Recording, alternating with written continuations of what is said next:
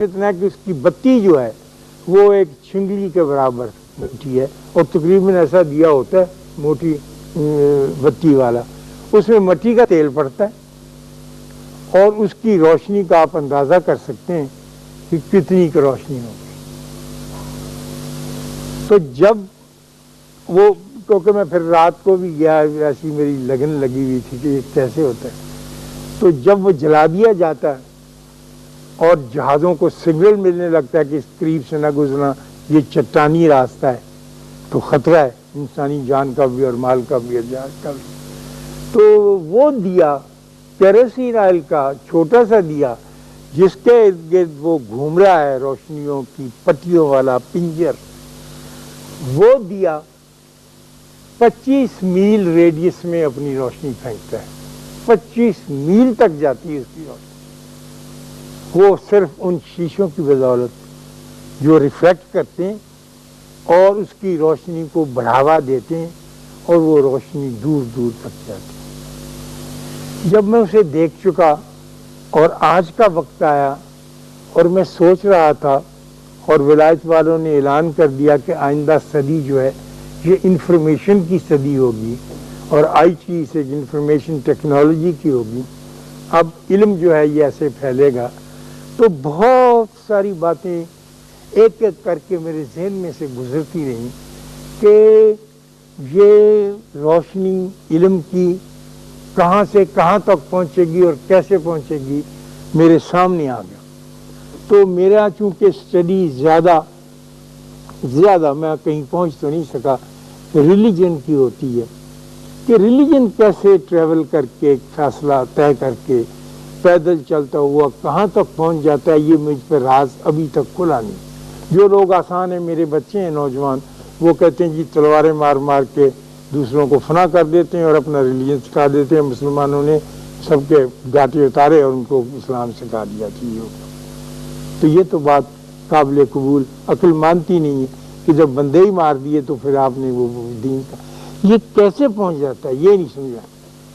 اب میں دیکھتا ہوں کہ دنیاوی معاملات تو چھوڑیں، دینی معاملات میں اتنا لٹریچر پہنچایا جا رہا ہے، میرے گھر ہی اتنا آتا ہے کہ میں اسے ٹھیک سے پڑھ بھی نہیں سکتا، اور وہ سارے کا سارا لٹریچر جو میں پڑھتا ہوں اور انفارمیشن کے لیے، معلومات کے لیے مجھ تک پہنچایا جاتا ہے، وہ میری ذات کے اندر نہیں اترتا۔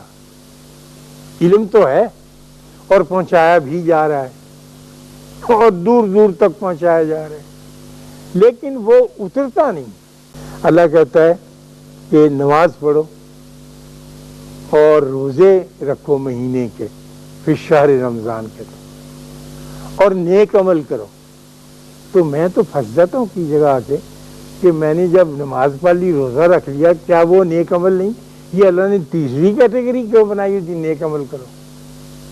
میں سمجھا سکا ہوں نا، وہ پھر میں پھنسا ہوں کہ نیک عمل کیسے ہوتا ہے، اور نیک عمل تو پھر بندے کے، جب بھی میں سوچتا ہوں، آپ بھی سوچیں گھر بیٹھ کے کہ آپ نے کوئی نیک عمل کرنا ہے، تو آپ یہ کہیں گی کہ آجا اماں بہ جا، روٹی کھادی ہے کہ نہیں کھادی، تیرے پوت نے تینوں ماریا سی ہن تا نہیں مار، اب یہ نیک عمل شروع ہو گیا۔ دوست سے بات کرنے کا نیک عمل ہے، اچھا وقت گزارنے کا نیک عمل ہے، ابا جی کے ساتھ سلوک سے پیش آنے کا، یہ نیک عمل ہے۔ وہ خیر ہم نے چھوڑے ہوئے، وہ الگ سی بات ہے۔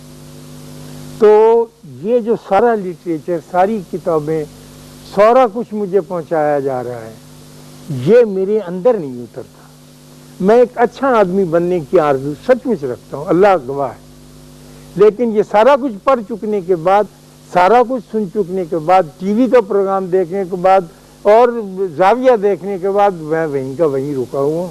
میں کہتا ہوں یہ شاخ صاحب بڑی اچھی بات کر رہے ہیں، لیکن جب اٹھ کے کھڑا ہوتا ہوں تو میری آرزو تو یہ ہے نا کہ میرے اندر تبدیلی پیدا۔ لڑکی کی آرزو یہ ہوتی ہے کہ وہ اپنا خوبصورت لپسٹک، پاؤڈر، برش لگا کے صاف کر کے اور آنکھوں میں کاجل نکلے، جسم کی خوبصورتی ظاہر ہو۔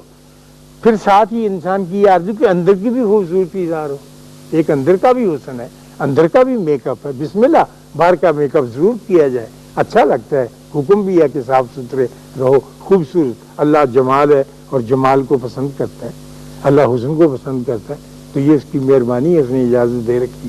تو اب یہ دیکھنا ہے کہ ہم اندر کا حسن کیسے اجاگر کرے. وہ تو وہ میں جو لائٹ ہاؤس کی آپ سے بات کر رہا تھا، جب وہ میرے ذہن میں آیا کہ وہ چھوٹا سا دیا جو ہے، جو بالکل مونگ پھلی کی ریڑھی کو مشکل سے ہی روشن کرتا ہے، وہ 25 میل دور تک پھینک دیتا ہے روشن. اور یہ اتنا سارا لٹریچر، اتنا پرنٹ میڈیا، اتنا الیکٹرانک میڈیا، اتنا ریڈیو، اتنا ٹیلی ویژن، یہ کچھ نہیں کر سکتا، اندر ہی نہیں گھستا. تو وہ دیا کیا کمال کا ہے اور یہ کیا. تو پھر خیال آیا مجھے ایسے یہ پتہ نہیں ٹھیک ہے یا نہیں، کہ وہ جو اس کے اندر مہذب شیشے لگے ہوئے ہوتے ہیں نا، جو اس کی روشنی کو ریفلیکٹ کرتے ہیں، جو اس کے بہت قریب ہوتے ہیں، اور وہ گھوم رہا ہے، وہ اپنی روشنی بیچارہ چھوٹا سا لیمپ ان شیشوں میں اتارتا ہے، اور وہ شیشہ ریفلیکٹ کر کے دوسرے گھومتے آنے والے شیشے میں ڈالتا ہے، وہ اس کو ریفلیکٹ کرتا ہے. یوں کرتے کرتے کرتے کرتے جب وہ سمندر پہ پھیلتی ہے روشنی، تو وہ 25 میل ریڈیس کی بن جاتی. لیکن اگر ڈائریکٹ وہ پھینکے گا تو کچھ نہیں ہوگا.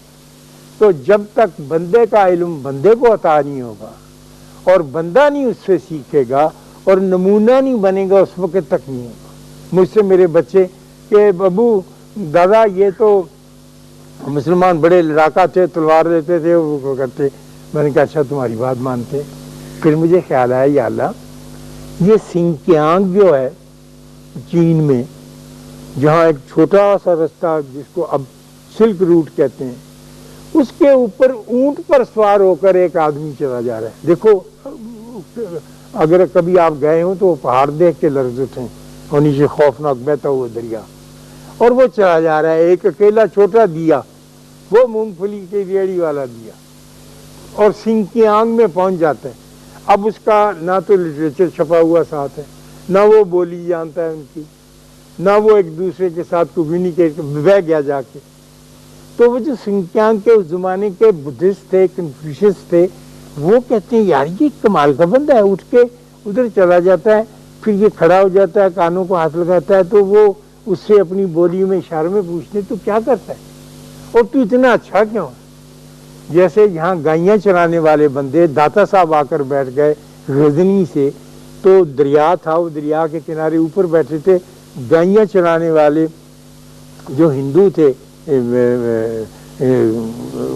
گائبان، وہ آ کے پوچھتے تھے کہ ایک نیا بابا آیا، بولی ہم اس کی جانتے نہیں، نیلا آبرن پہنتا ہے، یہ ایسا کس طرح سے ہو سکتا. دادا صاحب پانی کا گھڑا بھر کے لاتے تھے، وہ رکھتے تھے، تو لوگ پانی ٹھنڈا پی لیتے تھے جو گرمی میں. تو وہ کہتے تھے کہ بابا تم کو یہ کہاں سے تم نے یہ سب کچھ، تم اتنے اچھے کیسے. اس نے کہا یہ سب اللہ کی. اب بولی سمجھ میں نہیں آ رہی، اور وہ کہتے تھے کہ ہم کو اپنے جیسا بنا دے. اس نے کہا نہیں اپنے جیسے ہی ہو تم، ٹھنڈا پانی پیا کرو بس، میں نے کرنا کرانا کچھ نہیں. جب بہت ہی زور دیا تو انہوں نے کہا کہ تم اتنے سارے خداؤں کو مانتے ہو، 5-6 خدا ہمارے اچھرے میں ہوتے تھے. لاہور میں ایک جگہ اچھرا سب سے بڑے بت وہاں ہوتے تھے. اچھرا بہت آباد تھا، لاہور کم ہوا تھا. یہاں پر داتا صاحب کے زمانے میں اخروٹ کے اور بادام کے اور کرنی کے بڑے درخت تھے. عجیب و غریب باتیں. خیر تو وہ پوچھتے تھے کیا. ایک گروہ چلا کشتی میں رکھ کے فارس کی گندک،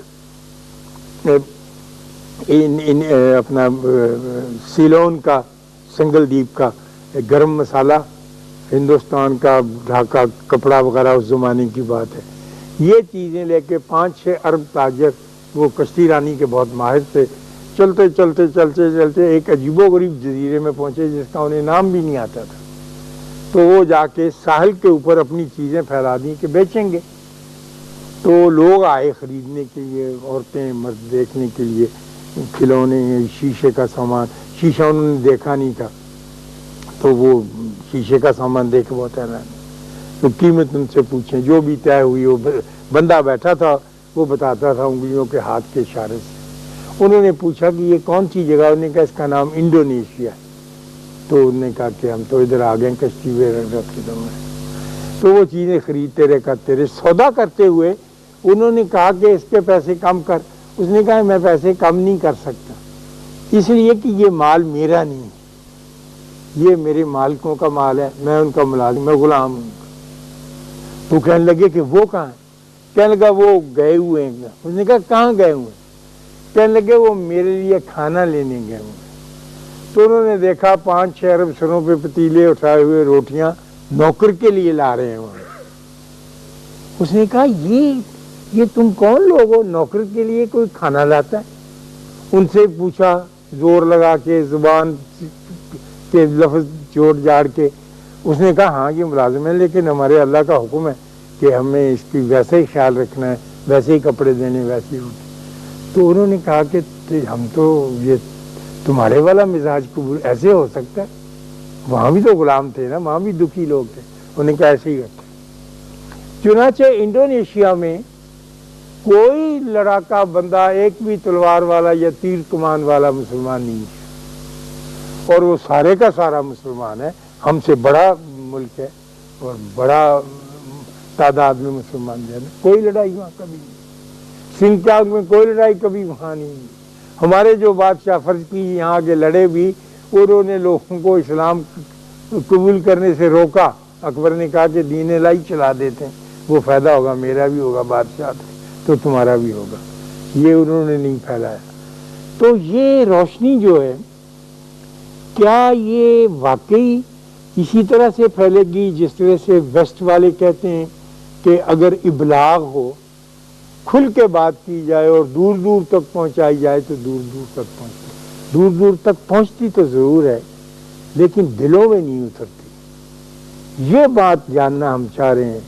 میں اچھا ہونا چاہتا ہوں، میرا ایک تقاضا ہے، آپ اچھا ہونا چاہتے ہیں، آپ کا ایک تقاضا ہے۔ ہم یہ چاہتے ہیں کہ وہ لائٹ ہاؤس ہمیں پرووائڈ کیا جائے، وہ روشنی کا مینار جو اپنی چھوٹی سی روشنی دیے، وہ جو مدینہ شریف میں ایک چھوٹی سی مسجد میں جس کے جو شتیریاں اور بالے ڈال لوگوں کا سر لگتا تھا، اتنی نیچی تھی، وہاں پیدا ہوا، وہ تو چھوٹا ہی دیوا تھا نا، روشنی فون بغیر ریڈیو بغیر بندے کے چلے ہوئے کیسے پہنچے؟ وہ یقیناً بندوں نے ہی وہاں پر ان شیشے کی قلموں کا کام کیا جن پر قریبی روشنی پڑی، پھر انہوں نے آگے ریفلیکٹ کیا، وہ آگے ریفلیکٹ ہوتی گئی اور دور دور تک پھیلتا گیا۔ تو میں اس بہانے سے یہ بھی چاہوں گا کہ مجھے میرا وہ روشنی کا مینار لائٹ ہاؤس بھی بتائیں، اور آپ کے سوچنے کے لیے یہ موضوع بھی عرض کرتا ہوں کہ اس کے اوپر کیسے غور کیا جائے اور کس طرح سے کیا جائے، کیونکہ ہم سب اللہ اور رسول کے حکم کے اچھے ہونا چاہتے ہیں جتنا بھی ہو سکتے ہیں۔ ہمیں ذرا خوش، جیسے اچھے باغ میں جا کے پھول کی خوشبو کی آرزو ہوتی ہے، اچھی دکان پہ جا کے اچھی اشیاء خوردنی کی چیزیں، اس لیے اچھے دین میں آ کے ہم تھوڑے سا مزہ بھی لینا چاہتے ہیں اور پھر یہاں سے چلے جانا چاہتے ہیں۔ اللہ آپ کو آسانیاں عطا فرمائے اور آسانیاں تقسیم کرنے کا شرف عطا فرمائے۔ اللہ حافظ۔